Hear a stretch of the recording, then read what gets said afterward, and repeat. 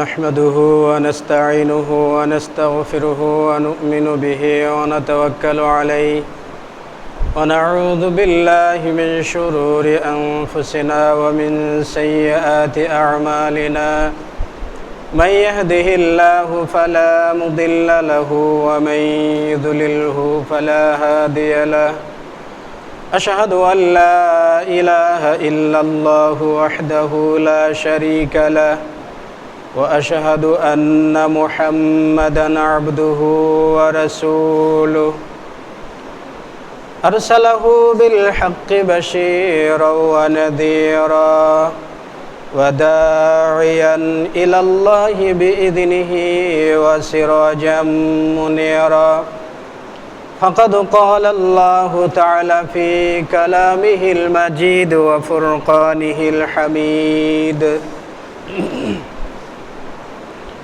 أعوذ بالله من الشيطان الرجيم إنا أنزلناه في ليلة مباركة إنا كنا منذرين فيها يفرق كل أمر حكيم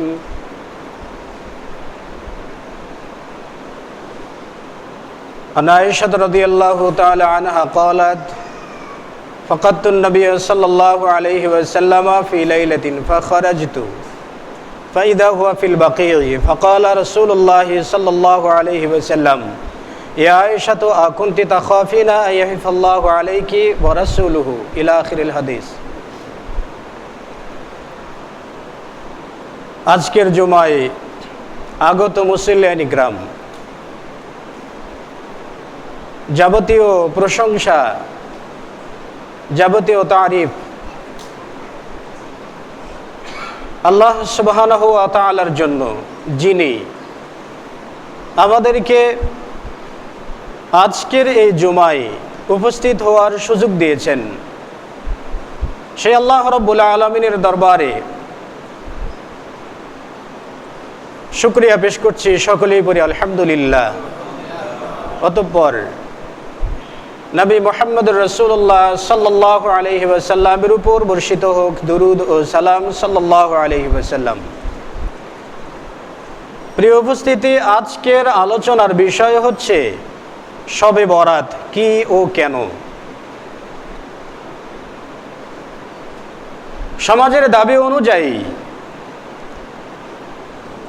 এবং বাংলাদেশের বেশিরভাগ মানুষের দাবি অনুযায়ী এই শবে বরাতের রাত্রিটি অত্যন্ত গুরুত্বপূর্ণ। এমনকি শবে বরাতটা লাইলাতুল কদরের রাত্রির চাইতেও অনেক গুণে উত্তম মনে হয়। কিন্তু আসলে শবে বরাত কি? এই শবে বরাতকে প্রমাণ করার জন্য কোরআনুল কারীমের আয়াতকে অপব্যাখ্যা করে, ভুল ব্যাখ্যা করে এই রাত্রিটিকে প্রমাণ করানোর চেষ্টা করা হয়। সেই সাথে অনেকগুলো জয়ীফ হাদিস এবং তার সাথে যুক্ত অগণিত জাল হাদিসের মাধ্যমে এই রাত্রির ফজিলত, এই রাত্রির শ্রেষ্ঠত্ব, এই রাত্রির মর্যাদা প্রমাণ করানোর চেষ্টা করা হয়। আসলে শবে বরাত, শবে বরাত শব্দটা এটা একটা বাক্য, এর মাঝে দুটো শব্দ রয়েছে, একটি শব আর একটি বরাত। ফার্সি ভাষায় এই বাক্যটা শব মানে রাত্রি আর বরাত মানে ভাগ্য। তাহলে দুটোর সম্মিলিত অর্থ হয় শবে বরাত মানে ভাগ্যের রাত্রি বা ভাগ্যের রজনী। ইসলাম তো আর ফার্সি ভাষায় আসেনি। কোরআন নাজিল কি ফার্সি ভাষায় হয়েছে? হয়নি। আল্লাহ রাসূলের হাদিস কি ফার্সি ভাষায় পাওয়া যায়? যায় না। তাহলে আল্লাহ রাসূল সাল্লাল্লাহু আলাইহি ওয়াসাল্লাম আসলেন আরবে, জান্নাতের ভাষা আরবি, মক্কা এবং মদিনাবাসীদের ভাষা আরবি, ইসলাম আসলো আরবে, কোরআন নাজিল হলো আরবিতে, সব কিছুই নাজিল হলো আরবিতে, কিন্তু নতুন করে শবে বরাত নাজিল হলো ফার্সিতে। এর থেকে বোঝা যায় যে এটা যে কোরআন সুন্নাহ থেকে যে অনেক অনেক দূরে অবস্থিত, অর্থাৎ কোরআন সুন্নায় যে এর কোনো প্রমাণপুঞ্জি পাওয়া যাবে না, শুধু শাব্দিক অর্থ বা ভাষা বিশ্লেষণ করেই প্রমাণ করা যায়। যদি বলে দেওয়া হয় যে ফার্সি ভাষায় কথা বলে কারা,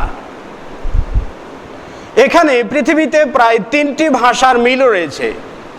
1 ফার্সি ভাষা, 2 উর্দু ভাষা, 3 হিন্দি ভাষা। ফার্সি ভাষার বেশিরভাগ শব্দগুলো হিন্দি ভাষায় পাওয়া যায়, আবার হিন্দি ভাষার অধিকাংশ শব্দগুলো উর্দু ভাষায় পাওয়া যায়। কেউ যদি আপনার সঙ্গে হিন্দিতে কথা বলে, আরেকজন যদি উর্দুতে কথা বলে, তাহলে নির্ণয় করা কঠিন কে হিন্দি বলছেন আর কে উর্দু বলছেন। তো এই 3টি ভাষার একটা মিল রয়েছে। তো যদি শবে বরাত ফার্সি ভাষায় যদি হয়ে থাকে, তাহলে অবশ্যই এইটা ওই যে রোম বা পারস্য থেকে আসার কথা, মদিনা বা মক্কা থেকে আসার কথা না। এই শবে বরাতকে প্রমাণ করার জন্য কোরআনুল কারীমের একটি আয়াতকে ব্যবহার করা হয়, যে আয়াতে কারিমাই আল্লাহ রাব্বুল আলামিন বলেছেন যে ইন্না আনজালনাহু ফি লাইলাতিন মুবারাকাতিন ইন্না কুন্না মুনদিরিন। আল্লাহ রাব্বুল আলামিন বলেন যে নিশ্চয়ই আমি এটাকে নাজিল করেছি, ইন্না আনজালনাহু আই ইন্না আনজালনাল কুরআনা ফি লাইলাতিন মুবারাকাতিন, নিশ্চয়ই আমি এই কোরআনুল কারীমকে একটি বরকতপূর্ণ রাত্রিতে নাজিল করেছি। এই আয়াতের ব্যাখ্যায় একজন তাবেঈন ইকরিমা রাহিমাহুল্লাহ তিনি লাইলাতিন মুবারাকাতিনের অর্থ করেছেন নিসফ শাবান, অর্থাৎ শাবান মাসের 15তম তারিখ, যেটাকে বর্তমানে শবে বরাত হিসেবে উল্লেখ করা হয়। শুধুমাত্র ইকরিমা ব্যাখ্যা করতে যেয়ে বললেন যে লাইলাতিন মুবারাকাতিন দ্বারা নিসফ শাবান তথা শাবান মাসের 15তম তারিখ অর্থাৎ বর্তমানের শবে বরাত উদ্দেশ্য। ইকরামা ছাড়া আর যতগুলো তাবেঈনগণ রয়েছেন, যতগুলো মুফাসসিরিন ইকরাম রয়েছেন, সকলেই একমত পোষণ করেছেন যে লাইলাতিন মুবারাকাতিন দ্বারা উদ্দেশ্য হচ্ছে লাইলাতুল কদর, যেটা রমজান মাসে অবস্থিত, যেটা রমজান মাসে আসে, এটার দ্বারা শাবান মাসের 15তম তারিখ উদ্দেশ্য নয়। সকলেই বলছেন যে ইকরামা এই আয়াতের ব্যাখ্যা ভুল করেছেন। ইবনে আব্বাস রাদিয়াল্লাহু তাআলা আনহু লাইলাতুল মুবারাকাতিন দ্বারা লাইলাতুল কদর বুঝিয়েছেন। আব্দুল্লাহ ইবনে মাসউদ রাদিয়াল্লাহু তাআলা আনহু লাইলাতুল মুবারাকাতিন দ্বারা লাইলাতুল কদর বুঝিয়েছেন। সাহাবায়ে কেরামগণ সকলেই লাইলাতুল কদর বুঝিয়েছেন, শুধুমাত্র ইকরামা এটার দ্বারা নিসফ শাবান বুঝিয়েছেন। এই যে একটা ভুল ব্যাখ্যা, এই ভুল ব্যাখ্যাকে আমরা ইকরামার ব্যাপারে কোনো বিরূপ মন্তব্য করতে চাই না। আল্লাহ রাব্বুল আলামিন তাকে এই ব্যাপারে আল্লাহ তাআলা তাকে ক্ষমা করুন, আল্লাহ তাআলা তাকে জান্নাত নসিব করুন। কিন্তু এই ভুল ব্যাখ্যাকে পুঁজি করে বর্তমান সময়ে এই বিষয়গুলোকে উল্লেখ করা হয় আমাদের সামনে, যে শবে বরাত নামক রাত্রি একটা মহিমান্বিত রাত্রি। ধরে নিন লাইলাতিন মুবারাকাতিন শব্দের দ্বারা যদি শবে বরাত তথা শাবান মাসের 15তম তারিখ উদ্দেশ্য হয়ে থাকে, তাহলে কোরআনুল কারীমের একাধিক আয়াতকে অস্বীকার করতে হবে। যেমন আল্লাহ রাব্বুল আলামিন বলেছেন শাহরু রমাদান আল্লাযী উনজিলা ফীহিল কুরআন হুদাল লিন-নাসি ওয়া বায়্যিনাতিন মিনাল হুদা ওয়াল ফুরকান, রমজান মাসেই কোরআনুল কারীমকে নাজিল করা হয়েছে, এইটা মানুষদের জন্য পথ প্রদর্শক। এই আয়াত থেকে বোঝা যায় যে কোরআনুল কারীম রমজান মাসে নাজিল হয়েছে, শাবান মাসে হয় নাই। দ্বিতীয় আয়াত আল্লাহ রাব্বুল আলামিন বলেছেন যে ইন্না আনজালনাহু ফি লাইলাতিল কদরি, আই ইন্না আনজালনাল কুরআনা ফি লাইলাতিল কদরি, নিশ্চয়ই আমি কোরআনুল কারীমকে নাজিল করেছি লাইলাতুল কদরের রাত্রিতে। এখন লাইলাতুল কদরের রাত্রি কোথায় পাওয়া যায়? শাবান মাসে কি শাওয়াল মাসে নাকি রমজান মাসে? আল্লাহ রাসূল সাল্লাল্লাহু আলাইহি ওয়াসাল্লাম বললেন তাহাররাউ লাইলাতাল কদরি ফিল বিতরি মিনাল আশরিল আওয়াখিরি মিন রমজান। আল্লাহ রাসূল বললেন তোমরা লাইলাতুল কদরকে তালাশ করো, লাইলাতুল কদর অনুসন্ধান করো রমজান মাসের শেষের 10 দিনের মধ্যে। শেষ 10 দিনের বেজর রাত্রিগুলোতে লাইলাতুল কদর তালাশ করে। তাহলে সূরাতুল কদরের প্রমাণ অনুযায়ী আমরা পাই যে লাইলাতুল কদর চলে যায় রমজান মাসে শেষ দশকে। পূর্বের আয়াত সূরা বাকারার আয়াত থেকে আমরা বুঝতে পারি যে কোরআনুল কারীম নাজিল হয়েছে রমজান মাসে, শাবান মাসে নয়। এখন যদি বলে হয় যে ইন্না আনজালনাহু ফি লাইলাতিন মুবারাকাতিন, নিশ্চয় আমি কোরআন নাজিল করেছি বরকতপূর্ণ রাত্রিতে, মানে শাবান মাসের 15তম রাত্রিতে, তাহলে সূরাতুল কদরকে অস্বীকার করতে হবে, মানে সূরাতুল কদর বলতে কোনো কদর নাই, বা লাইলাতুল কদর বলতে কোনো রাত্রি নেই, রমজান মাস নামক কোনো রমজান মাস নেই। দেখুন, একটা আয়াতের একটা শব্দের ভুলের কারণে কোরআনুল কারীমের একাধিক আয়াতকে অস্বীকার করা হচ্ছে, সহিহ বুখারীর অনেকগুলো হাদিসকে অস্বীকার করা হচ্ছে, রমজান মাসকে অস্বীকার করা হচ্ছে, লাইলাতুল কদরকে অস্বীকার করা হচ্ছে। সাহস আর কত দূর গেলে ইসলামকে অস্বীকার করা যায়? তাহলে সুস্পষ্টভাবে কোরআনুল কারীম এবং সহিহ সুন্নাহ এটাই প্রমাণ করে যে কোরআনুল কারীমটা লাইলাতুল কদরের রাত্রিতে নাজিল হয়েছে এবং লাইলাতুল মুবারাকাতিন দ্বারা রমজান মাসের লাইলাতুল কদর উদ্দেশ্য শবে বরাত নয়। কিন্তু আমরা সেটাকেই শবে বরাত হিসাবে প্রমাণ করার হীন চেষ্টা করি, যা ইসলামের সঙ্গে গাদ্দারি করা ছাড়া আর কিছুই নয়। আচ্ছা, এটা হলো লাইলাতুল কদর অর্থাৎ শবে বরাতের বিষয়ে। শবে বরাতটা কি? শবে বরাতটা কি, এই প্রশ্নের জবাব যদি অতি সংক্ষেপে বলে দেওয়া হয় তাহলে এটা নতুন আবিষ্কৃত একটি ঘৃণ্য বিদআত। এটা হলো তার সংক্ষিপ্ত পরিচয়, সংক্ষিপ্ত উত্তর। এই উত্তরটাকে যদি বিস্তারিতভাবে বর্ণনা করে দেওয়া যায়, সর্বশেষে আলোচনায় নিয়ে আসব লাইলাতু অর্থাৎ শবে বরাত সংক্রান্ত যতগুলো হাদিস রয়েছে, এই হাদিসগুলোরও কিছু বৈজ্ঞানিক বিশ্লেষণ করার চেষ্টা করব ইনশাআল্লাহ। এখন এই শবে বরাতটা কি এবং কেন এটা আমরা পালন করছি, কেন, কোথায় বা পেলাম?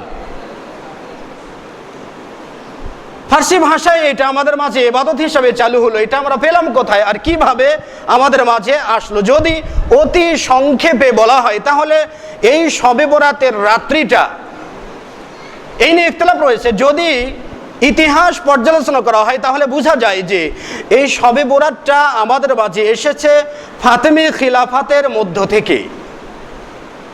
ফাতেমি খিলাফত একটা কট্টর শিয়া মতাদর্শীদের খিলাফত। যদি বলে হয় শিয়াদের থেকে ধর্ম থেকে হচ্ছে ইসমাইলিয়া বাতিনিয়া, ইসমাইলিয়া বাতিনিয়া থেকে ধর্ম থেকে হচ্ছে ওবায়দুল্লাহ নামক মাহাদি, আর এই ওবায়দুল্লাহ নামক মাহাদি তিনিই সর্বপ্রথম মিশরে ফাতেমি খিলাফত প্রতিষ্ঠিত করেন 297 হিজরিতে। 297 হিজরিতে তিনি ফাতেমি খিলাফত প্রতিষ্ঠিত করেন। এই ফাতেমি খিলাফতের স্থায়িত্বকাল হয় 567 হিজরি পর্যন্ত। আর এই শবে বরাত নামক একটা অদ্ভুত রাত্রি, যেটার আবিষ্কার ঘটেছে 448 হিজরিতে বাইতুল মাকদাসে।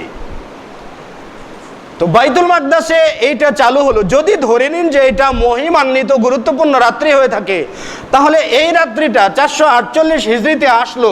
এর আগে প্রায় 438 বছর যাবত যতগুলো ওলামা ইকরামগণ গেছেন, সাহাবা ইকরামগণ গেছেন, কেউ এই শবে বরাত নামক রাত্রি কেউ পালন করেননি, এই মহিমান্বিত রাত্রি কেউ উদযাপন করেননি, এই দিনে কেউ কোনো ইবাদতও করেননি।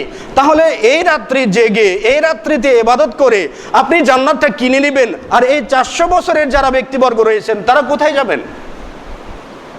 তারা কোথায় যাবেন? এখন সাহাবা ইকরামগণ, তাবেঈনগণ, সালফে সালেহিনগণ তারা শবে বরাত পালন না করে তারা জাহান্নামে যাবেন, আর আমি আর আপনি ওই যে সালামুন আলাইকা ইয়া নবী সালাম আলাইকা বলে আমরা এই জান্নাতে যাব। জান্নাতটা কি আমাদের জন্য বরাদ্দ হলো? জি না। জান্নাত তো তাদের জন্যই বরাদ্দ হবে যারা কোরআন এবং সহিহ সুন্নাহর অনুসারী, কোরআন সুন্নাহ মেনে চলবেন, তাদের জন্য জান্নাত বরাদ্দ। আমরা হয়তোবা শবে বরাত কেউ পালন করি বুঝে, আবার কেউ পালন করি না বুঝে, আবার কেউ পালন করি হুজুকে। 10 জন পালন করছে তাই আমিও করছি, বাপ দাদা পিতৃপুরুষরা পালন করছে তাই আমরাও পালন করছি, সবাই পালন করছে, সবাই এই দিনে রুটি বানাচ্ছে, সবাই হালুয়া খাচ্ছে তাই আমিও খাচ্ছি। মানে গতানুগতিক কতগুলো বিষয়ে, আসলে গতানুগতিক অনেকগুলো বিষয় চলে না। গতানুগতিক, আজকে তো স্যাটেলাইটের যুগ, তাই না? আজ থেকে 40 বছর আগে কম্পিউটারের কল্পনা করতে পারতেন না। আজকে ল্যাপটপ মনে হয় ক্লাস 5-এর ছাত্রের ব্যাগের ভিতরেও ল্যাপটপ পাওয়া যাবে। তাহলে কি বলবেন যে বাপদাদারা ল্যাপটপ ব্যবহার করে না, কম্পিউটার ব্যবহার করে না, আমিও করব না? এটা জায়েজ না, এটা বিদআত, বলবেন কি? বলবেন না। তাহলে আপনি গতানুগতিক অনেক কিছু মানছেন না, অথচ ইসলামের ক্ষেত্রে যে গতানুগতিক অনেক কিছু আমরা মেনে চলছি। এই যে ফাতেমি খিলাফত শুরু হলো 909 খ্রিস্টাব্দ থেকে নিয়ে, এই যে ফাতেমি খিলাফতের চতুর্থ খলিফা থেকে বিদআত শুরু হয়, যখন সালাউদ্দিন আইয়ুবী 567 হিজরিতে ফাতেমি খিলাফতকে উৎখাত করে দিয়ে সালাউদ্দিন আইয়ুবী নিজেই তিনি খেলাফতে অধিষ্ঠিত হলেন, তখনই সালাউদ্দিন আইয়ুবী এই সকল বিদআতকে সমূলে ধ্বংস করে দিলেন। আর এই শবে বরাত নামক যে রাত্রিটা, এটা কেউ বলেছেন বাইতুল মাকদাস থেকে আবিষ্কৃত হয়েছে, আবার অনেক উলামা ইকরামগণ বলছেন এটা মক্কাতুল মুকাররমা থেকে আবিষ্কৃত হয়েছে। মক্কাতুল মুকাররমাতে কতগুলো অগ্নিপূজকেরা বাস করত, তারা সাধারণত এই রাত্রিতে, মানে শবে বরাতের রাত্রিকে উপলক্ষ করে এই রাত্রিতে তারা 100 রাকাত সালাত আদা করত। মুসলিমদের সাথে সারিবদ্ধভাবে তারা জামাতে দাঁড়াতো, কিন্তু মুসলিমরা ইবাদত করতো আল্লাহ রাব্বুল আলামিন। অগ্নিপূজক যারা রয়েছে তারা আগুন পূজা করত, তার মানে তারা অন্তরে অগ্নি পূজার একটা বাসনা, এটাই তারা পূর্ণ করত মুসলিমদের সাথে কাঁধে কাঁধ মিলিয়ে। বাহ্যিক দৃষ্টিতে মুসলিম, আভ্যন্তরীণ ভাবে তারা অগ্নি পূজক। এই শবে বরাত যারা চালু করেছে, আমি এর আগে আপনাদের ব্যাপারে সুফিবাদের একটি ইতিহাস সম্পর্কে আলোচনা করতে গিয়ে বলেছিলাম যে মানসুর হাল্লাজকে 4টি অপরাধে মৃত্যুদণ্ড দেওয়া হয়েছিল। তার ভিতরে একটি অপরাধ ছিল কারামতিয়াদেরকে মানসুর হাল্লাজ সঠিক বলে মনে করেছিল। এই কারামতিয়া সম্প্রদায়রা বাইতুল্লাহ থেকে হাজরে আসওয়াদ পাথরকে চুরি করে নিয়ে যায়, চুরি করে নিয়ে যে প্রায় কয়েক বছর যাবত রেখে দেয়। প্রায় 300 বছর যাবত বাইতুল কাবাতে এই হাজরে আসওয়াদ পাথর ছাড়াই, সেখানে হাজরে আসওয়াদ পাথর ছাড়াই সেখানে হজ পালন করা হয়। সুফিবাদের ইতিবৃত্তে এই যে কারামতিয়া সম্প্রদায়, এই যে কারামতিয়া বলেন, শিয়া বলেন, ইসমাইলিয়া বাতিনিয়া বলেন, আলামী সম্প্রদায় বলেন, নুসারিয়া সম্প্রদায় বলেন, এই সবগুলো থেকে আমাদের সমাজে এই শবে বরাত নামক একটা ঘৃণ্য বিদআত আমাদের মাঝে একটা ভাইরাস রূপে, আমাদের মাঝে যেটা প্রবেশ করেছে একটা ভাইরাস রূপে, যেটাকে আমরা ইবাদত হিসেবে গ্রহণ করছি। কিভাবে আসলো? সালাউদ্দিন আইয়ুবী এটাকে বাদ দিয়ে দিলেন। সালাউদ্দিন আইয়ুবীর তার ক্ষমতাকাল, অর্থাৎ তার আইয়ুবী বংশের লোকেরা এই খলিফায় অধিষ্ঠিত ছিল 1190 খ্রিস্টাব্দ পর্যন্ত। 1190 খ্রিস্টাব্দের পরে অটোমান তুর্কিরা সালাউদ্দিন আইয়ুবীর অনুসারীদেরকে, অর্থাৎ তার বংশবুনিয়াদদেরকে উৎখাত করে অটোমান তুর্কিরা আবার ক্ষমতা নেয়। তারা যখন ক্ষমতা নেয় তখন তারা আবারও শবে বরাত, ঈদ মিলাদুন নবী, ঈদ মাহফিল, শবে মেরাজ ইত্যাদি যাবতীয় বিদআতকে তারা প্রশ্রয় দেয়। সেই প্রশ্রয় থেকে শুরু করে ভারতবর্ষে যখন মুঘলরা সুলতানি যুগ এসে যায়, এই সুলতানদের মাঝে কতগুলো বিদআত ইসলামে ইবাদত রূপে তাদের মাঝে আবির্ভাব ঘটে। তারা যখন এই ইবাদতগুলোকে অত্যন্ত শ্রদ্ধা ভরে সম্মান করে এই ইবাদতগুলো তারা পালন করত, ওই তাদের মাঝ থেকে, মুঘলদের মাঝ থেকে, অর্থাৎ ভারতবর্ষ থেকে আমরা বাংলাদেশে 2-4টা হাওয়া বাতাস পেয়েছি। তার মানে মুঘলরা পেল অটোমান তুর্কিদের থেকে শবে বরাত বা ঈদ মিলাদুন নবী ইত্যাদি ইবাদত। তুর্কি অটোমানরা পেয়েছিল ফাতেমি খিলাফতের উত্তরসূরি হওয়ার সুবাদে। এই সুলতানদের থেকে আমরা আবার উত্তরাধিকার সূত্রে পেয়ে গেলাম বাংলাদেশে। অদ্ভুত ব্যাপার। রাজনৈতিকভাবে শবে বরাত চালু হলো, আর এই শবে বরাত ইবাদত নামে আমাদের মাঝে আসলো। আবার এই ইবাদতের জন্য অসংখ্য অগণিত হাদিসও বানানো হয়ে গেল। আল্লাহ রাসূল সাল্লাল্লাহু আলাইহি ওয়াসাল্লামের বরাত দিয়ে বলা হয়ে থাকে, আয়েশা সিদ্দিকা রাদিয়াল্লাহু তাআলা আনহা থেকে বর্ণিত, তিনি বলেন যে ফাকাতুন নবী সাল্লাল্লাহু আলাইহি ওয়াসাল্লাম ফি লাইলাতিন, এক রাত্রিতে আমি আল্লাহ রাসূলকে হারিয়ে ফেললাম। মানে আমি রাত্রিতে শুয়ে আছি, দেখছি আল্লাহ রাসূল আমার পাশে নেই। আমি আতঙ্কিত হয়ে গেলাম, আমি আল্লাহ রাসূলকে তালাশ করা শুরু করলাম। ফাখারাজতু ফাইদা হুয়া বিল বাকি, আমি আল্লাহ রাসূলকে তালাশ করার জন্য বেরিয়ে পড়লাম, দেখছি আল্লাহ রাসূল জান্নাতুল বাকিতে অবস্থান করছেন। আল্লাহ রাসূল আমাকে দেখেই বললেন, ইয়া আয়েশা আকুনতি তাখাফিনা আইয়াহিফাল্লাহু আলাইকি ওয়া রাসূল, হে আয়েশা তুমি কি ভয় পেয়েছো যে আল্লাহ এবং তার রাসূল তোমাকে অপমানিত করবে, তোমাকে আতঙ্কিত করবে, তোমাকে লাঞ্ছিত করবে, এই কি ভয় পেয়েছো? আয়েশা সিদ্দিকা বললেন, লা ইয়া রাসূলুল্লাহ সাল্লাল্লাহু আলাইহি ওয়াসাল্লাম ইন্নী জানান্তু আন্নাকা আতাইতা বা'দা নিসাইকা, আমি ভয় পেয়েছিলাম এটাই যে আপনি আপনার অন্য কোনো স্ত্রীর ঘরে চলে গেছেন আমার ঘর থেকে বেরিয়ে। যেহেতু দেখুন আয়েশা সিদ্দিকা রাদিয়াল্লাহু তাআলা আনহা বললেন, আমার আশঙ্কা যে আপনি অন্য কোনো স্ত্রীর বাড়িতে গেছেন, এই জন্য আমি আপনাকে তালাশ করার জন্য বেরিয়ে গেছি। এরপরে আল্লাহ রাসূল সাল্লাল্লাহু আলাইহি ওয়াসাল্লাম বললেন যে এটা এমন একটা রাত্রি, এই রাত্রিতে ইয়ানজিলুল্লাহু সুবহানাহু ওয়া তাআলা ইলা সামাঈদ দুনিয়া, এই দিনে আল্লাহ রাব্বুল আলামিন দুনিয়ার আসমানে নেমে আসেন, এবং দুনিয়ার আসমানে নেমে তো আসেনই, সকল মাখলুকাতকে আল্লাহ রাব্বুল আলামিন ক্ষমা করে দেন। এমন কি বনু কালব গোত্রের ছাগলের পিঠে যতগুলো লোম থাকে, এই লোম পরিমাণ পাপ যদি কারো আমলনামায় থাকে, এই পাপগুলো আল্লাহ রাব্বুল আলামিন ক্ষমা করে দেবেন। আমরা হয়তো সহজেই বলবো সুবহানাল্লাহ, এটা আমরা তো সুবহানাল্লাহ বলে অভ্যস্ত, কিন্তু এখানে সুবহানাল্লাহর জায়গাতে নাউজুবিল্লাহ বলতে হবে, সুবহানাল্লাহ বললে পাপ হবে। কারণ এই হাদিসটার সানাদ যদি আপনি পর্যালোচনা করেন, তাহলে ইমাম তিরমিজি রাহিমাহুল্লাহ বলেছেন যে হাদাসানা আহমদ ইবনে মানি, ইমাম তিরমিজি বলছেন যে আমি হাদিস শুনেছি আহমদ বিন মানির কাছে। আহমদ বিন মানি বলেছেন আমাকে হাদিস শুনিয়েছেন Yazid bin Harun. Yazid bin Harun বলেছেন আমাকে খবর দিয়েছে আমার ছাত্র হাজ্জাজ বিন আরতাদ। হাজ্জাজ বিন আরতাদ বলেছেন আমাকে হাদিস শুনিয়েছেন ইয়াহইয়া ইবনে আবি কাসির, ইয়াহইয়া বিন আবি কাসির আমাকে হাদিস শুনিয়েছেন। ইয়াহইয়া বিন আবি কাসির বলছেন তিনি আমাকে হাদিস শুনিয়েছেন উরওয়া, আর উরওয়া হাদিসটা বর্ণনা করেছেন আয়েশা সিদ্দিকা রাদিয়াল্লাহু তাআলা আনহা থেকে। ইমাম বুখারী রাহিমাহুল্লাহ বলেছেন এই হাদিসটা নিতান্তই দুর্বল, কারণ ইমাম বুখারী রাহিমাহুল্লাহ কারণ হিসেবে উল্লেখ করেছেন যে তিনি বলেছেন যে ইয়াহইয়া ইবনে আবি কাসির তিনি উরওয়ার কাছ থেকে হাদিস শুনেননি, আবার ইয়াহইয়া ইবনে কাসিরের কাছ থেকে হাজ্জাজ বিন আরতাদ হাদিস শুনেনি। অতএব এই হাদিসটি আয়েশা সিদ্দিকা রাদিয়াল্লাহু তাআলা আনহা বর্ণনা করেননি। আয়েশা সিদ্দিকা যদি বর্ণনা না করে থাকেন, তাহলে আয়েশার কাছ থেকে যিনি হাদিস পেলেন উরওয়া, তিনিও হাদিস পাচ্ছেন না উরওয়া থেকে। ইয়াহইয়া বিন আবি কাসির তিনিও হাদিস পাচ্ছেন না, ইয়াহইয়া বিন আবি কাসির থেকে হাজ্জাজ বিন আরতাদ তিনিও পাচ্ছেন না। তার মানে হাদিসটার কোনো অস্তিত্ব নেই, অস্তিত্ব সংকটে হাদিসটা নিতান্তই জয়ীফ। তারপরেও এই হাদিসটা নিতান্তই জয়ীফ।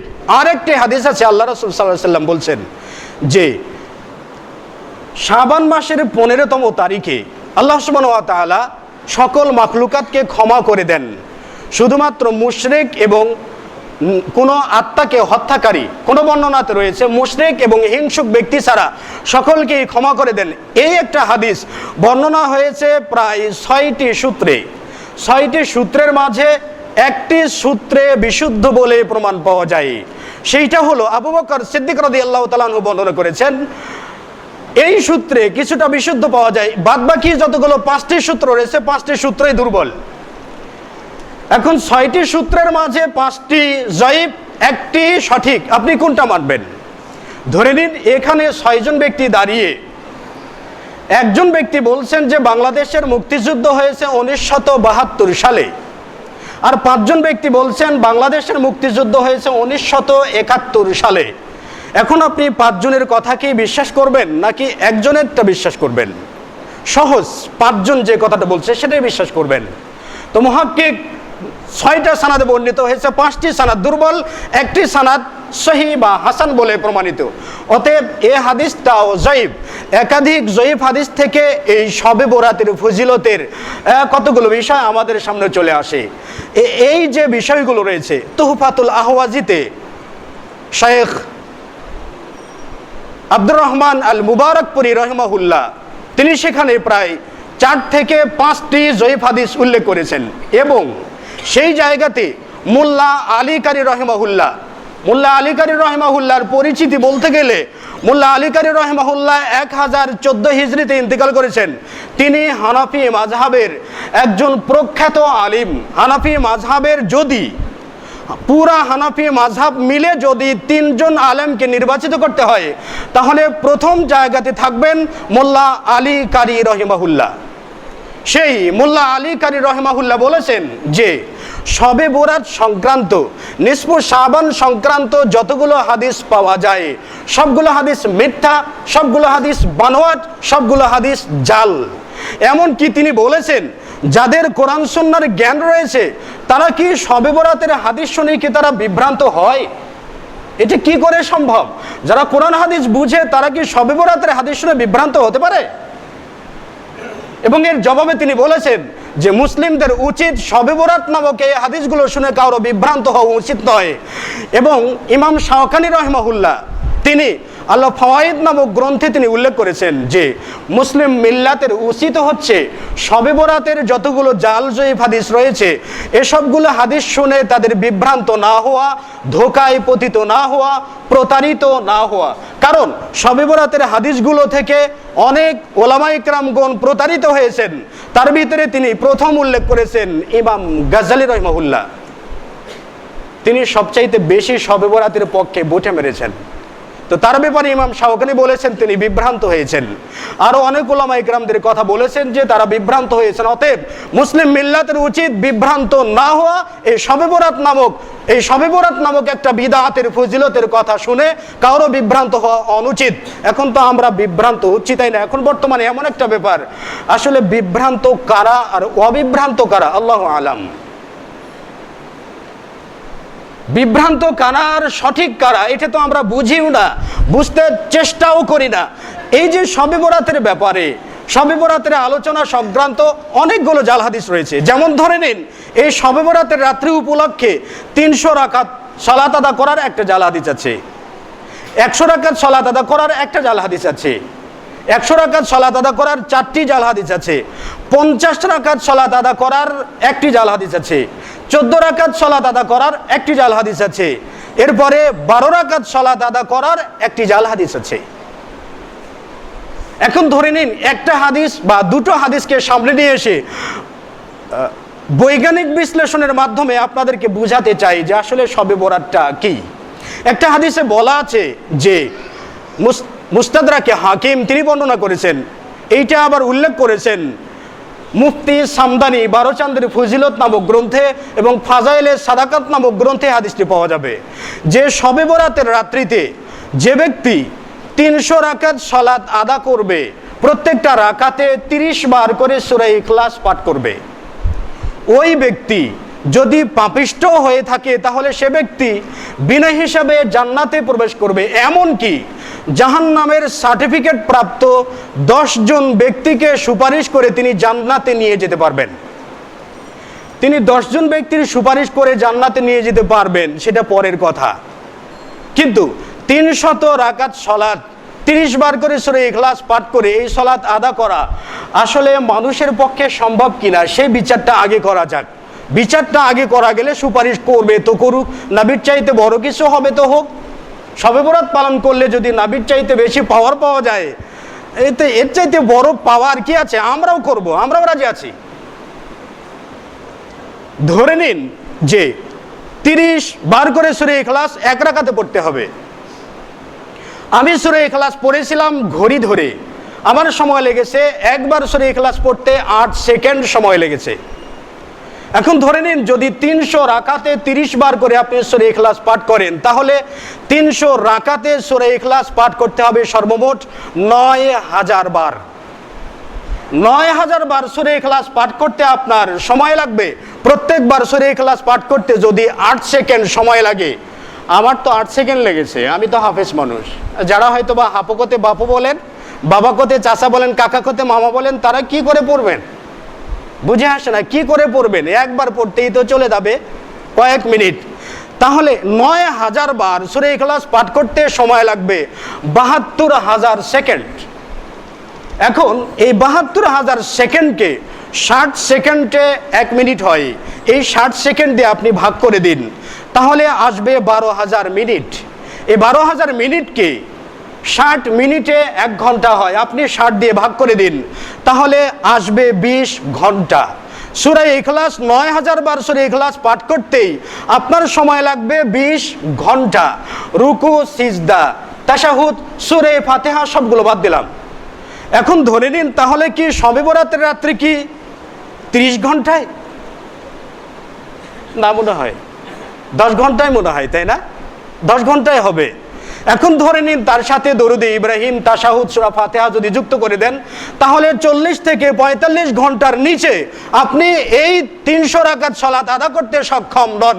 আপনি ওহির জগতে হলেও, আপনি যদি মঙ্গল গ্রহের বাসিন্দা হয়ে পৃথিবীতে আসেন, আপনার পক্ষে সম্ভব নয়। 5 জন হলেও সম্ভব নয়। আর সেই ক্ষেত্রে আপনি শবে বরাতের রাত্রে কি করে আপনি 300 রাকাত সালাত আদা করবেন আর 10 জনকে সুপারিশ করে জান্নাতে নিয়ে যাবেন? ইম্পসিবল। এখন আপনাদের কাছে দায়িত্ব হচ্ছে, যারা হাদিসটা বলে আপনাকে কাছে টানবে, আপনি তাকে হাদিসটা জিজ্ঞাসা করে ব্যাখ্যা করে তার কাছ থেকে ব্যাখ্যা চান। এটা কি সম্ভব? শবে বরাতের রাত্রিতে 100 রাকাত সালাত আদা করলে তার জন্য 7 লক্ষ ফেরেশতা পৃথিবীতে নাজিল হবে। 7 লক্ষ ফেরেশতা পৃথিবীতে নাজিল হবে, তারা 5 ভাগে বিভক্ত হবেন।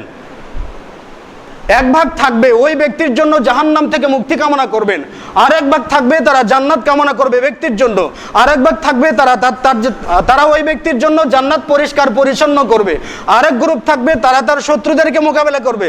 শবে বরাত পালন করলে তো কারো মরার কথা না, আজরাইলকে মোকাবেলা করে ছাড়বে, তাই না? ফেরেশতারা আজরাইলকে মোকাবেলা করতে পারবে না। শবে বরাত জাগলে তো তার মরার কথা নয়, কিয়ামত পর্যন্ত হায়াত পাওয়ার কথা। ৭০,০০০ ফেরেশতা তার শত্রুদের মোকাবেলা করবে। আজরাইল আপনার মূল্যবান জীবনটাকে নিয়ে নিবে, আর ৭০,০০০ ফেরেশতা আজরাইলকে মোকাবেলা করতে পারবে না? পারবে। তাহলে তো তার মরার কথা না। অদ্ভুত কতগুলো বিষয় আমাদের সামনে আসছে। তারপরেও এই 100 রাকাতের কথা বলা হচ্ছে যে প্রত্যেক রাকাতে 10 বার করে সূরা ইখলাস পাঠ করবে। এভাবে 100 রাকাত সালাত আদা করবে। 10 বার করে সূরা ইখলাস পাঠ করলে 1000 বার পড়তে হবে। শবে বরাত উপলক্ষে একটা হাদিস, একটা সালাতের নামকরণ করা আছে, সালাতুল আলফিয়া। নাম শুনেছেন? ওই যে 12 চাঁদের ফজিলত, তারপরে মাকসুদুল মুমিন বা বেহেশতের পথ, এই সবগুলো পড়লে অদ্ভুত কিছু ইবাদতের নাম জানতে পারবেন। যেমন সালাতুল আলফিয়া মানে 1000-এর সালাত, তার মানে 1000 বার সূরা ইখলাস পাঠ করার সালাত। 1000 বার সূরা ইখলাস পাঠ করতে আপনার কমপক্ষে 2.5 ঘন্টা সময় লাগবে। এই 100 রাকাত সালার কথা বলে দেওয়া আছে। প্রত্যেকটা রাকাতে 2 সিজদার মাঝখানে একবার করে দরুদে ইব্রাহিম পাঠ করতে হবে। দরুদে ইব্রাহিম আমি এখানে বসেই পাঠ করেছিলাম, আমার 25 সেকেন্ড সময় লেগেছে। এখন 100 বার যদি আপনি দরুদে ইব্রাহিম 100 রাকাত সালাতে রুকু সিজদা বাদ দিয়ে পাঠ করেন, তাহলে দরুদে ইব্রাহিমে 1.5 ঘন্টা, সূরা ইখলাসে 2.5 ঘন্টা, চলে গেল 4 ঘন্টা, আর রুকু সিজদাতে 4 ঘন্টা, 8 ঘন্টা চলে গেল। আপনার কি বাথরুমের দরকার পড়ে না? বিশ্রামের দরকার পড়ে না? আপনি কি প্লাস্টিক দিয়ে বানানো রোবট যে আপনি এই সকল ইবাদত করবেন? এগুলো বাস্তবতাকে স্বীকার করে নিতে হবে এবং বাস্তবতাকে বুঝতে হবে, বোঝার চেষ্টাও করতে হবে। এরপরে আপনি জানুন, এরপরে আপনি মানুন, তাহলে আপনি সঠিকটা পেয়ে যাবেন। তো বলছিলাম শবে বরাত, সব মানে রাত্রি, বরাত মানে ভাগ্য। এই দুটো মিলের, এই দুটোর সম্মিলিত অর্থ হচ্ছে ভাগ্যের রাত্রি। এই রাত্রিকে যদি স্বীকার করে নেওয়া হয়, তাহলে এই রাত্রিটা লাইলাতুল কদর। লাইলাতুল মানে রাত্রি, কদর মানে ভাগ্য, কদর। তাহলে এই ক্ষেত্রে লাইলাতুল কদরটাও ভাগ্যের রাত্রি, শবে বরাতটাও ভাগ্যের রাত্রি। তাহলে পৃথিবীতে ভাগ্যের রাত্রি বা ভাগ্য লিখন কি 2 রাত্রিতে হয় না।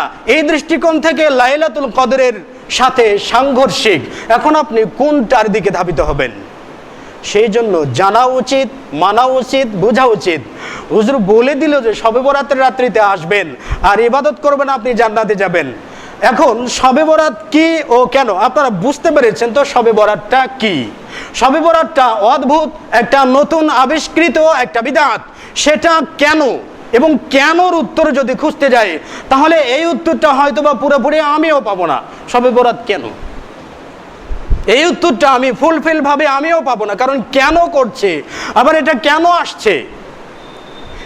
আসছে এবং কেন এটা মানুষ পালন করেছে, আলেম ওলামারা কেন এটাকে ধরে রেখেছে। যদি আমি ফাতেমি খিলাফতকে পর্যালোচনা করি, তাহলে রাজনৈতিক ফায়দা হাসিল করার জন্য মিথ্যুকেরা এই শবে বরাতকে চালু করেছে। রাজনীতির ক্ষেত্রে জনগণের সমর্থন পাবার জন্য এই বিষয়গুলোকে পর্যায়ক্রমে একের পর এক ওলামায়ে কেরামগণ, একের পর এক রাষ্ট্রপ্রধানরা চালু রেখেছে। কিন্তু বাংলাদেশের ওলামায়ে কেরামগণ কেন চালু রেখেছেন জানেন? একটা সহজ উত্তর আমার কাছে আছে। সেটা হলো, শবে বরাতকে যদি সবাই নিষেধ করে, তাহলে শবে বরাত উপলক্ষে পকেটে 10,000 টাকা হয়তো বা হুজুরের পকেটে যাবে না। যাবে কি? ধরে নিন আমি শবে বরাতের বিরুদ্ধে কথা বলছি, আমাকে কি কোনো টাকা দেবেন না। এখন যিনি শবে বরাতের পক্ষে কথা বলছেন, শবে বরাত পালন করবেন, আপনি জান্নাতে যাবেন, আপনার বাপ দাদা 14 গোষ্ঠী এমন যারা জন্ম নেয় না, এসবগুলো জান্নাতে যাবে। তাহলে আপনি তো তাকে হুজুর বলবেন একটু মিলাদ করে দিন না, আমি 1000 টাকা দিলাম। মুসাফা করে আপনি 2000 টাকা দিলেন। আর একজন বলেন হুজুর একটু মোনাজাত করে দিন না, তাকে 2000 টাকা দিলেন। আর একজন বলেন আমার বাবা মারা গেছে আজকে মহিমান্বিত রাত্রে একটু দোয়া করে দিন না, আপনি 3000 টাকা দিলেন। হুজুরের পকেটে তো 20,000 টাকা চলে গেল। এখন এই কথাটা যদি হুজুর বলতে যান তাহলে কি ওই জিনিসটা কি পাওয়া যাবে? পাওয়া যাবে না। অনেকে হয়তো বা বলবেন এত শবে বরাত সম্পর্কে আপনাদের এত অ্যালার্জি কেন, তাই না? বলতেই তো পারে এত অ্যালার্জি কেন শবে বরাত সম্পর্কে? শবে বরাত সম্পর্কে আমাদের অ্যালার্জি নেই, অ্যালার্জি আছে ইসলামের, অ্যালার্জি আছে কোরআন সুন্নাহর, এই জন্য আমাদের অ্যালার্জি। আমি কেন বলছি বা আমরা কেন বলছি আপনাদেরকে? আমি কি আপনাদেরকে বলছি যে আপনারা শবে বরাত পালন করেন না, আমাকে টাকা দিন? বলছি কি আপনাদেরকে কি এটা করুন কি সেটা করুন, কোনো বিষয় কি চাপিয়ে দিচ্ছি? নিঃস্বার্থভাবে, কারণ আমরা তো ইবাদত করতে বেশি আগ্রহী। শবে বরাত থাকলে তো আমাদেরই লাভ, আমাদেরই পকেট ভরবে, কিন্তু আমরা কেন বিরুদ্ধে চলে যাচ্ছি? কেন আমরা এটার বিরুদ্ধে মুখ খুলছি? কেন আমরা এটার বিরুদ্ধে লেগে পড়েছি? কেন? এর থেকে বুঝতে হবে ইসলামের একটা বড় একটা স্বার্থ এর মাঝে নিহিত রয়েছে। আল্লাহ রাসূল সাল্লাল্লাহু আলাইহি ওয়াসাল্লাম বলেছেন যে মান আহদাতা ফি আমরিনা হাদা মা লাইসা মিনহু ফাহুয়া রাদ্দুন, যে ব্যক্তি আমার কর্মের মাঝে এমন একটা নতুন কর্ম চালু করলো যেই কাজটি আমি রাসূল করিনি, আমার মৌন সমর্থন নেই, আমার কর্ম নেই, আমার নির্দেশ নেই, নিশ্চিত ফাহুয়া রাদ্দুন, সেই কাজটি পরিত্যাজ্য। সকল ওলামায়ে কেরামগণ ফাহুয়া রাদ্দুন এটার ব্যাখ্যা করেছেন ফাহুয়া বিদআতুন, নিশ্চয়ই এটা বিদআত। এখন ধরে নিন তাহলে শবে বরাত নয় 448 হিজরিতে আসলো, আল্লাহ রাসূল থেকে তো আর আসেনি, তাহলে এটাকে কি আমাদের বিদআত বলতে আপত্তি আছে? কুল্লু বিদআতিন দালালা কুল্লু দালালাতিন ফিন্নার, সকল বিদআতই গোমরাহি, আর সকল গোমরাহি যাবে জাহান্নামে। জেনে শুনে যদি কোনো ব্যক্তি বিদআত করে থাকে তার জন্য জান্নাত হারাম, তিনি জান্নাত পাবেন না। অজানাই যদি বিদআত করে থাকেন এবং তাওবা পরে আল্লাহর দরবারে তাওবা পরে তিনি যদি ক্ষমা চেয়ে মৃত্যুবরণ করেন তাহলে আল্লাহ সুবহানাহু ওয়া তাআলা তাকে ক্ষমা করবেন। অতএব শবে বরাত নামক এই যে একটা রজনী, যদি কোনো ব্যক্তি জানেন যে এটা বিদআত, বিদআত জানার পরেও এই রাত্রিতে যদি কোনো ব্যক্তি হুজুরকে নিয়ে বা হুজুরের সঙ্গে সম্মিলিত মোনাজাতে, হুজুরের সঙ্গে কোনো মিলাদে, হুজুরের সঙ্গে কোনো বৈঠকখানায় উপস্থিত হয়ে এই রাত্রিকে যাপন করে থাকে তাহলে ওই ব্যক্তির ইবাদত আল্লাহর দরবারে কবুল হবে না। অতএব এই বিষয়গুলো থেকে আমাদের একটু সরে আসা উচিত। এজন্য আমরা বলি আপনারা পড়ুন, পড়াশোনা করুন এবং জানুন, পড়াশোনা করুন এবং জানুন। আমি যে আয়াতে কারিমাটাই আপনাদেরকে তেলাওয়াত করেছিলাম সে আয়াতে কারিমার শুরুতে পূর্বের আয়াতেই বলা আছে যে এটা একটা সুস্পষ্ট কিতাব যেটা আল্লাহর পক্ষ থেকে নাযিল হয়েছে। কোরআনুল কারীমটা একেবারে স্পষ্ট, আপনার কাছে স্পষ্ট, আপনি পড়বেন আপনার কাছে স্পষ্ট, যে তার কাছে যাবে তার কাছে স্পষ্ট। এমন না যে কোরআন সবার জন্য বোঝা সম্ভব নয়, কোরআন শুধু মৌলবীদের জন্য বোঝা সম্ভব। 2-4 বছর জুবদা, সরফেবের ইত্যাদি ইত্যাদি ফার্সি, আপনার গুলিস্তা ইত্যাদি কবিতার বই পড়ে এসে তিনি মহামহাক্কিক হয়ে গেছেন আর বলে দিচ্ছেন যে সাধারণ জনগণের জন্য কোরআন পড়া সম্ভব নয়, সাধারণ জনগণের জন্য হাদিস বোঝা সম্ভব নয়। আল্লাহ রাব্বুল আলামিন তিনি নিজেই বলে দিয়েছেন আমি কোরআনুল কারীম নাজিল করেছি অত্যন্ত সহজভাবে। সুতরাং কোরআনুল কারীম পড়া, অধ্যয়ন করা এবং জানা এটা অত্যন্ত সহজ ব্যাপার। আর আলেমরা বলছে আরে সহজ না, এটা কঠিন ব্যাপার। আপনি একটা হাদিস নিয়ে তার কাছে বলুন না যে শবে বরাতের দলিলটা পেলেন কোথায়, যে হাদিসটার কথা বলছেন হাদিসটা জয়ীফ, হাদিসটা কি জাল, আপনাকে ধমক দিয়ে বলবো ওই মেয়ে তুমি হাদিসের একটু বোঝো। এখন মানুষ যাকে আল্লাহ তাআলা বিবেক দিলেন তিনি হাদিস সম্পর্কে বুঝবেন না, ওই হুজুরই শুধু হাদিস বুঝবেন, এমন পকেটের ইসলাম কোন জামানা থেকে আসলো আমার নিজেরও জানা নেই, আমার নিজেরও জানা নেই। ওই যে ছোট ছোট কোরআন দেখেন না, তাবিজের ভিতরে ঢুকে দিয়ে মাথায় একটু মম দিয়ে বলে দিবে এটা আপনি গলায় ধারণ করবেন আর মাঝে মাঝে একটু চুমু খেবেন তাহলে আপনার সবকিছু ভালো হয়ে যাবে। কোরআনটাকেও তাবিজে ঝুলাছে, আবার তাবিজে ঢুকাছে, আবার ইসলামটাকেও জুব্বার পকেটে বন্দি করে ফেলেছে।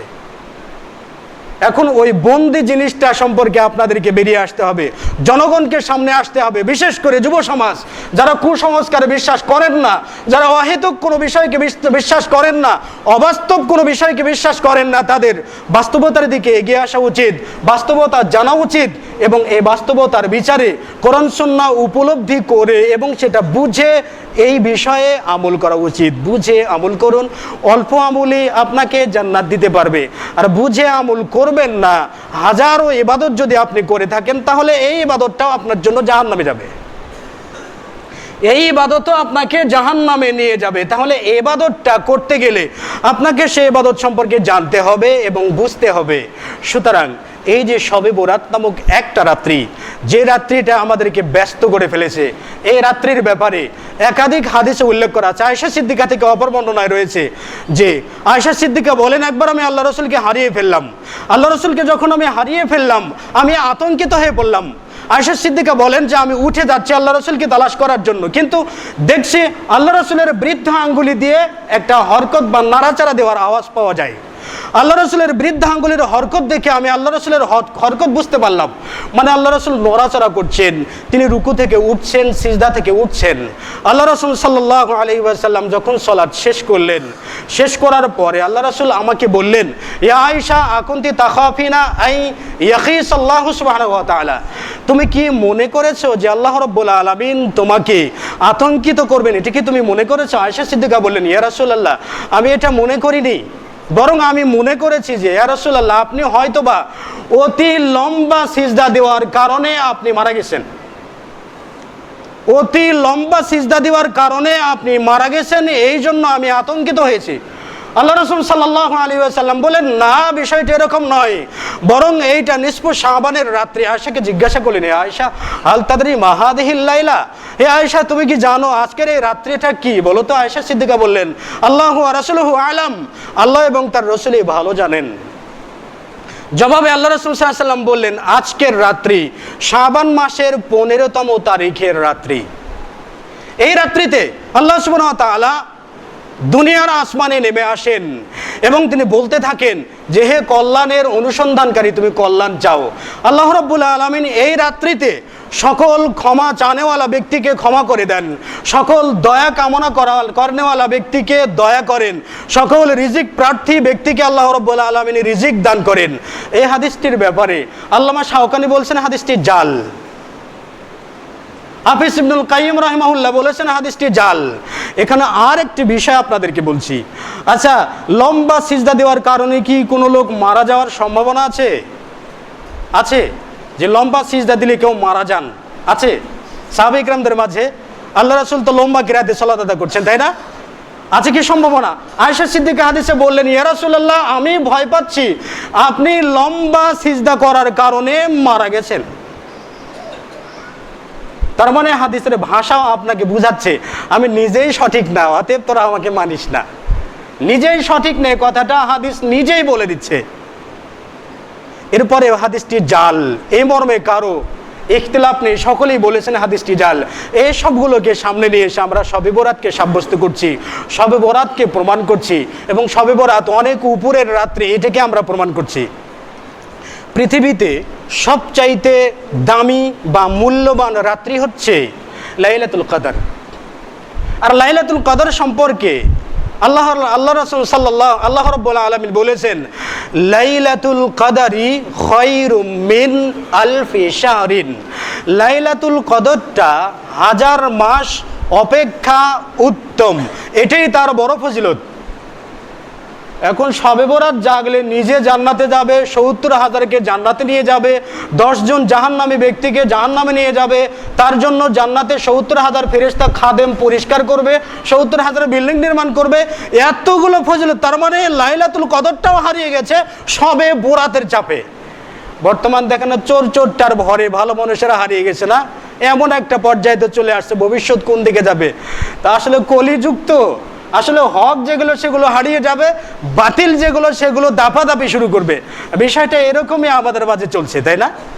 তো এই বিষয়গুলো থেকে আমাদের উঠে আসা উচিত। এই বিষয়গুলো থেকে যখনই আমরা পরিত্রাণ পাবো, এই বিষয়গুলো থেকে যখনই আমরা উঠে আসব, কুসংস্কার থেকে যখনই আমরা বেরিয়ে আসতে পারবো, তখনই আমরা হকের দাওয়াত আমরা নিজেরা গ্রহণ করব এবং নিজেরাও হকের দাওয়াত অন্যদের কাছে আমরা পৌঁছিয়ে দিতে পারবো। সেই জন্য সবার কাছে বিনীত নিবেদন, আসছে শবে বরাত, শবে মেরাজ তো চলে গেছে, যা চলে গেছে গেছে, ওইটার ব্যাপারে আর কথা বলছি না।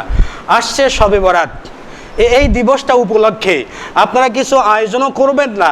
সাধ্য অনুযায়ী আপনার ভাই যদি আয়োজন করতে চায় তাহলে তাকেও বুঝিয়ে বলুন তিনি যেন এই রাত্রিতে কোনো কিছুর আয়োজন না করেন। কারণ তাহলে আপনি নিজে বাঁচলেন, অন্যকেও বাঁচাতে পারলেন। এটা দাওয়াত দেওয়া তো সকলেরই দায়িত্ব, তাই না? আল্লাহ রাসূল সাল্লাল্লাহু আলাইহি ওয়াসাল্লাম বলছেন, বাল্লিগু আন্নী ওয়ালাউ আয়াতান, আমার পক্ষ থেকে একটা বাক্য হলেও তোমরা প্রচার করে দাও। আপনি যদি সঠিকটা বুঝেন তাহলে আপনার সঠিকটা, আপনি যে সঠিকটা বুঝলেন এই সঠিকটা তো অন্যের কাছে প্রচার করতে হবে, তাই না? অন্যের কাছে পৌঁছে দিতে হবে, তাকে বুঝাতে হবে। তারপরে আপনি আপনার দায়িত্বটা পালন করলেন। যদি নাও পারেন তাহলে নিজে তো হেফাজতে থাকবেন। আবার এমনটা যাতে না হয় যে আপনি সেখানে ফিরিয়ে দিচ্ছে, হালুয়া রুটি বিরিয়ানি চলছে, আপনার জিহ্বাকে আপনি সংবরণ করতে পারলেন না, যাই দেখি এক প্লেট হাঁকি দিয়ে আসি, এমনটা যদি হয় তাহলে আপনিও পতিত হয়ে গেলেন। এই জন্য সবার কাছে বিনীত নিবেদন, এই শবে বরাত নামক একটা কুসংস্কার, একটা ইসলাম বিরোধী একটা কর্মকাণ্ড, এই কর্মকাণ্ড থেকে নিজেরা বিরত থাকুন এবং অন্যদেরকে বিরত রাখুন। বলছিলাম সারমর্ম হিসাবে সেটি হলো ফাতেমি খিলাফত থেকে ইরানে রাষ্ট্রীয় ভাষা ফার্সি, তারা ফার্সি ভাষায় কথা বলে। এই সেখান থেকে ইন্ধন পাওয়ার মাধ্যমে ফাতেমি খিলাফত থেকে চতুর্দিকে ঘুরে ফিরে আমাদের দেশে এইটা পত্তন ঘটেছে, আমাদের দেশে এটার ব্যাপক প্রচলন ঘটেছে। অতএব এটা ইসলামের কোনো রীতি নয়, এটা ফাতেমি খিলাফতের রীতি, এটা শিয়াদের রীতি, ইসমাইলিয়া বাতিনিয়াদের রীতি, আলাবি বংশের রীতি, এরপরে নুসাইরিয়া সম্প্রদায় যারা রয়েছে তাদের রীতি। এবং এই রীতির সাথে একমত আপনারা হবেন যে আপনারা জানেন না, আপনাদের কাছে তো বলে দেওয়া আছে যে মিলাদ মাহফিলে কে আসে? আল্লাহ রসুল আসে, তাই না? মিলাদ মাহফিলে আল্লাহ রসুল আসে, এই জন্য সেখানে একটা চেয়ারকে খালি রাখা হয়। আচ্ছা বলুন তো, সবে বরাত উপলক্ষে কি হবে? ঢাক ঢোল পিটিয়ে একটা মিলাদ হবে, একটা চেয়ারটাকে খালি রাখা হবে। তার মানে আল্লাহ রসুলের আসার জায়গা দেওয়া হবে। আল্লাহ রসুল মরে নাই, তিনি জীবিত আছেন, তিনি মানুষের কথা শোনেন এবং বুঝেন। এই কথাটাও বলেছেন শিয়া সম্প্রদায়েরা। আল্লাহ রসুল সাল্লাল্লাহু আলাইহি ওয়াসাল্লাম মরেন নাই, বরং আলী রাদিয়াল্লাহু তাআলা আনহু তিনিও জীবিত আছেন, তিনি মরেননি। আলী রাদিয়াল্লাহু তাআলা আনহু উলুহিয়াত পেয়ে পৃথিবীতে এসেছিলেন। এটাও আলাবি বংশের রীতিতে রয়েছে, ইসমাইলিয়া বাতিনিয়া সম্প্রদায়ের রীতিতে রয়েছে। এবং কিছুদিন আগে এই যে সিরিয়াতে দ্বন্দ্ব বা যুদ্ধ লাগার আগে সিরিয়াতে হোমস নগরীতে ছিল, হোমস নগরীর সেখানে বড় যে মসজিদ রয়েছে ওই মসজিদে আজান হতো, আশহাদু আল্লা ইলাহা ইল্লা আলিয়ান, আশহাদু আল্লা ইলাহা ইল্লা আলিয়ান, আমি সাক্ষ্য দিচ্ছি যে আলী ব্যতীত কোনো ইলাহ নেই। তারা তাহলে আলীকে ইলার রূপ ধারণ করে দিয়েছে শিয়ারা। ওরাই যাতে তারাই আল্লাহ রসুলকে জীবিত রেখেছে, তারাই আলী রাদিয়াল্লাহু তাআলা আনহুকে ইলাহ বানিয়েছে, আবার তারাই এই শবে বরাত নামক চালু করে দিয়ে, বিষয়টা চালু করে দিয়ে যাতে এই দিনে মিলাদ হয় আর এই দিনে আল্লাহ রসুল উপস্থিত হয়। আলীর ক্ষেত্রে কোনো কথা বললে তিনিও যাতে উপস্থিত হয়। দেখবেন না আমাদের মাঝে একটা কথা আছে, কোনো কাজ ধরার সময়, কোনো কাজ করতে যাচ্ছেন, শক্ত কোনো কাজ, শক্ত বোঝা উঠাতে যে অনেকেই বলে থাকেন ইয়া আলী, বলে না? বলে তো নাকি? বলে না? বলে ইয়া আলী। আচ্ছা বলুন তো, আলী তো মারা গেছে, তিনি কি আপনাকে সাহায্য করবে? আল্লাহ রসুলের সুপারিশ করবেন না। আবু বকর সিদ্দিক রাদিয়াল্লাহু তাআলা আনহু আল্লাহ রসুল ইন্তিকালের পরে দাঁড়িয়ে বললেন, সাবধান, জেনে রাখো যে সকল ব্যক্তিরা বিশ্বাস করতে যে মুহাম্মদ সাল্লাল্লাহু আলাইহি ওয়াসাল্লাম তিনি হচ্ছেন আল্লাহ, তারা জেনে রাখো যে তিনি মৃত্যুবরণ করেছেন। আর যারা মুহাম্মাদের পূজা করো নাই, আল্লাহ রাব্বুল আলামিনের পূজা করেছো, তারা মনে রাখবে যে আল্লাহ রাব্বুল আলামিন চিরঞ্জীব, চিরপ্রতিষ্ঠিত। অতএব আল্লাহ তাআলা ব্যতীত চিরপ্রতিষ্ঠিত চিরঞ্জীব কেউ পৃথিবীতে নেই। অতএব আল্লাহ রাসূল আসারও সম্ভাবনা নেই, আলীর সম্ভাবনা তো অনেক আগেই বিদায় হয়ে গেছে। অতএব মিলাদ মাহফিল, ঈদে মিলাদুন নবী, শবে মিরাজ, শবে বরাত, এই বরাত মিরাজ এগুলো দিয়ে কোনো কাজ হবে না ইসলামের, আর এগুলো দিয়ে পার পাওয়াও যাবে না, শুধু পাপের বোঝাটা ভারী হবে। আল্লাহ রাব্বুল আলামিন সকলকেই এই ঘৃণ্য একটি বিদআতকে পরিত্যাগ করার জন্য তৌফিক দান করুন, আল্লাহুম্মা আমিন। আল্লাহ রাব্বুল আলামিন সকলকে কোরআন এবং সহিহ সুন্নাহ অনুযায়ী আমল করার জন্য তৌফিক দান করুন। আখির দাওয়ানা।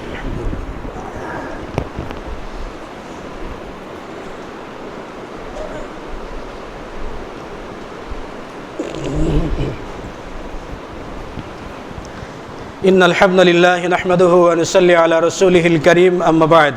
أعوذ بالله من الشيطان الرجيم إن الله وملائكته يصلون على النبي يا أيها الذين آمنوا صلوا عليه